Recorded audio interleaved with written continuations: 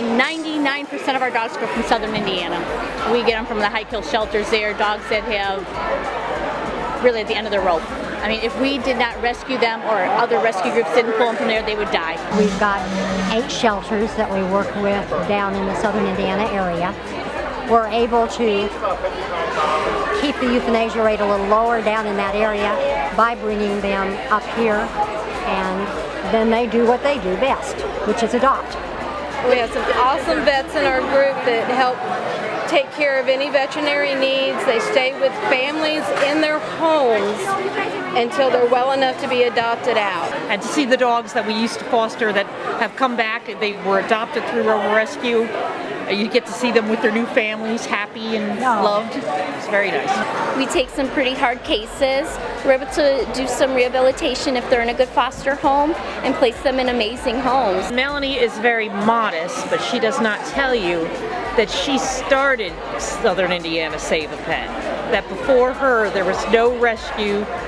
Dogs just got put to sleep at the shelter if they did not get out of there and get adopted.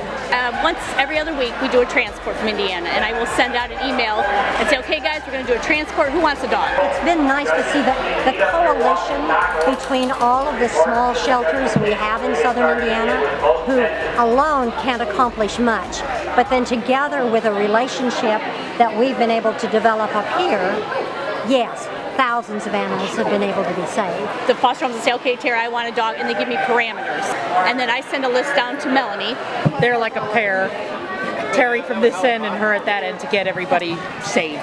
She pulls from a bunch of different shelters down there, dogs that fit that parameter.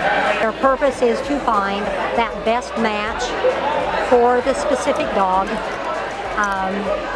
And then they work to have families meet, and that's how they do their adoptions.